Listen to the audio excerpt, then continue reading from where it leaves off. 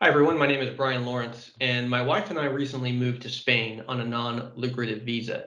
In this video, I'm going to provide you with some tips and tricks for applying to and hopefully getting approved for the non-lucrative Spanish visa.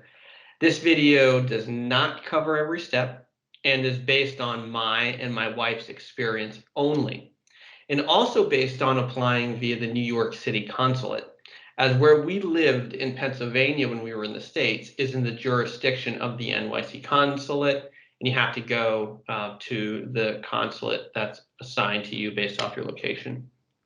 So rules for the application may vary depending on the consulate you'll be working with, so you will want to do your homework. The goal of this video is to share advice, but if you are seriously considering moving to Spain on a non-lucrative visa, be ready to plan and to start early, which transitions nicely into the three main topics I'm going to be covering today. Base requirements when considering the non-lucrative visa, when I suggest you should start the process, and some consulate interview tips. Base requirements. So to qualify for the non-lucrative visa, you will need to have enough money or passive income to be able to live in Spain without having any active working income. For example, even if you have the best job in the world and your executives sign off that you can work from anywhere, unless you have money in the bank now to satisfy the base requirements of the visa, a pay stub or a W-2 will not be accepted. Currently, the base requirement for one person is 400% of what is called IPRIM or EPRIM. 400% for the duration of the visa, which is 1 year to start. The NLV gives you 1 year initially. The IPRIM is Spain's way of determining how much money you need to be able to live there. Currently, right now, as of the filming of this film in 2021, IPRIM is 537 euros approximately for a month. So what you'll need to do is show that you have that amount times 12, the duration of the visa, which comes to about 6,500 euros. Then you need an additional 400% of that, which comes out to about 25,800 euros. And if you do the quick napkin math and convert that to US dollars, we're talking about around $30,000 for one person. If you have additional people in your family, basically what you'll do is you'll add an additional 534 per month. So that's again 6,500 approximately, and add that to the initial requirement. So for two people, you're looking at around 32,000 euros more or less, which again comes out to approximately 38K in dollars. One thing to keep in mind here is that if you want to renew, you will need to potentially show this again. But when it comes to renewal, the NLV renews at 2 years. So you'd have to show this for the duration of the renewal for 2 years. One other thing to consider here is you have to show bank statements to prove you have this available to you, whether that is money in the bank or coming in from some sort of non-active work activity like a pension or other forms of passive income like rental income potentially. And it's interesting, I've always told my kids that money in the bank is freedom. This is a perfect example of a real life situation where that is absolutely true. Okay, so you've met the base requirements. Now it's time to start the process. I suggest the best approach would be to give yourself at least 1 year to start this process from start to finish. That's after you have met those base requirements. Of course, could be done faster, but everything takes time. And it's just a general rule for everything, right? Be sure also to really thoroughly check those requirements of the specific Spanish consulate that covers your jurisdiction. As I mentioned earlier, the requirements do vary a bit between the consulates. There are multiple documents that need to be filled out that will need to be sent to your local government office, for example. There's this concept of apostilled, which you can see the definition there. But even if you have a document that's been granted by your local state, such as like a background check from the state police, it'll still need to be apostilled, which will take time. For us, that translated to us having to send our police background checks and marriage certificates to Harrisburg, the capital of Pennsylvania, and then waiting what seemed like forever. My wife even called our local PA House representative office and got some additional help, and we were able to get it through. Process and gathering these documents take time, but one other thing you must think about are the other things. Your home. If you own, will you want to sell your house? If not, are you going to rent it out? And some consulates, I think out of California, you're actually not supposed to have an open mortgage, which could potentially be a problem. You can't take your house with you to Spain, so you'll need to figure that out. Other assets or liabilities, for example, do you have a car payment? We had a lease for a BMW that we, of course, had to get rid of before moving to Spain. We wanted to leave before the lease was up, so we were able to use a car leasing selling website called Swap-A-Lease. That process alone took about 4 months to finalize, so it was a good thing we started early. What about all the other things you own? Give yourself time to get rid of things you don't need and figure out a plan for the things you might want to bring to Spain.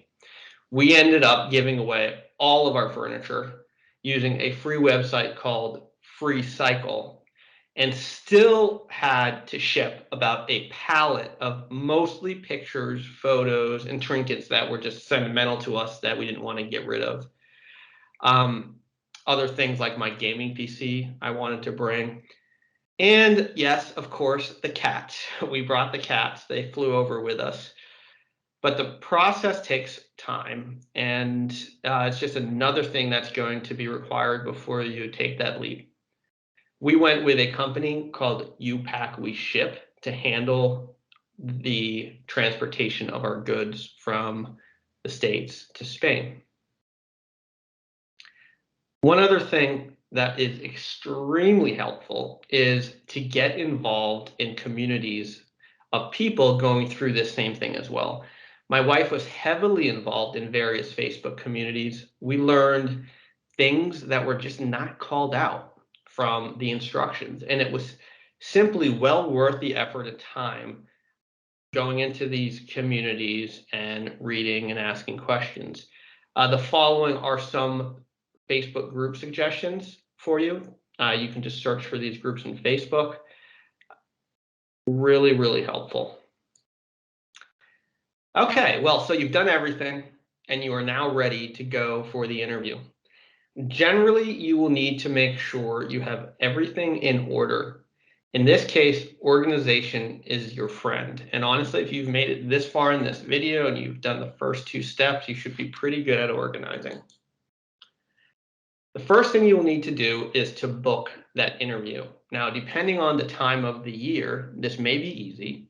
However, when we wanted to book, it was a very busy time for the consulate, and there was literally no appointments available for us.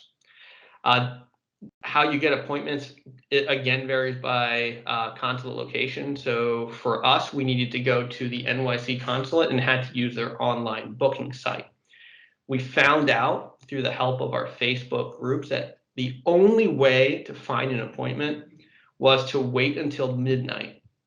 At 12:01, the system would open up new appointments. So my wife and I waited until midnight one night with our laptops simply refreshing the page over and over again until that magic moment when appointments became available. And somehow we were both able to book appointments. By 12:02, we had both of our appointments confirmed, and we needed 2 separate appointments.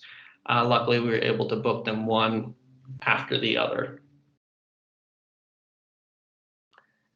Congratulations. Now that you've booked your interview, a couple of quick tips.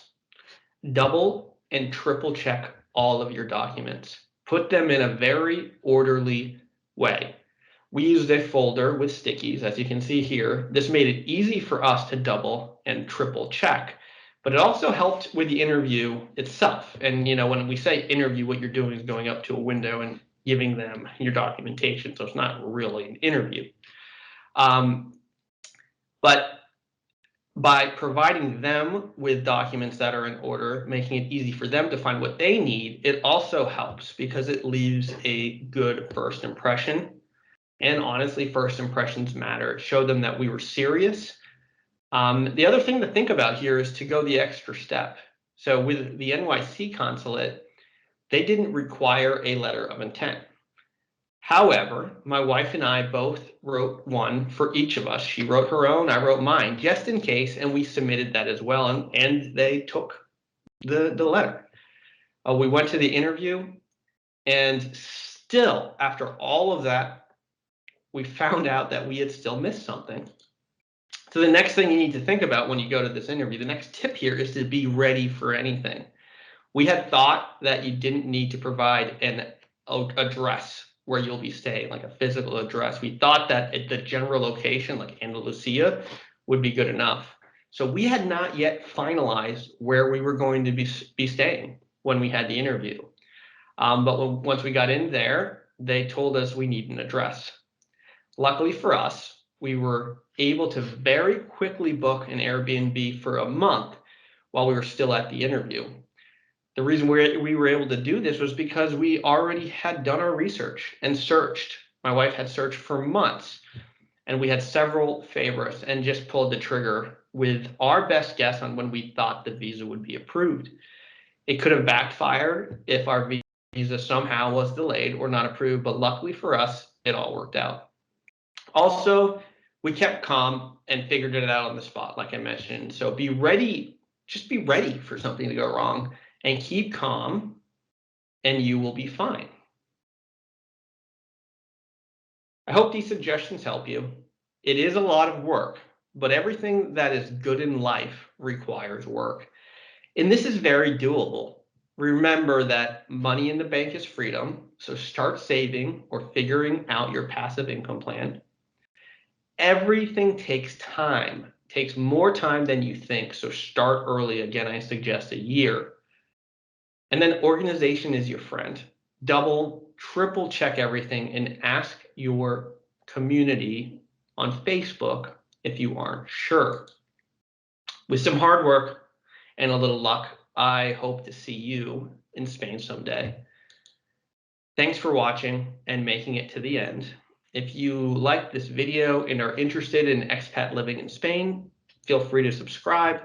I will be creating some more videos about our first couple months here in Malaga, Spain, and anything else that may help like-minded folks like yourself as we discover things that we feel we should share.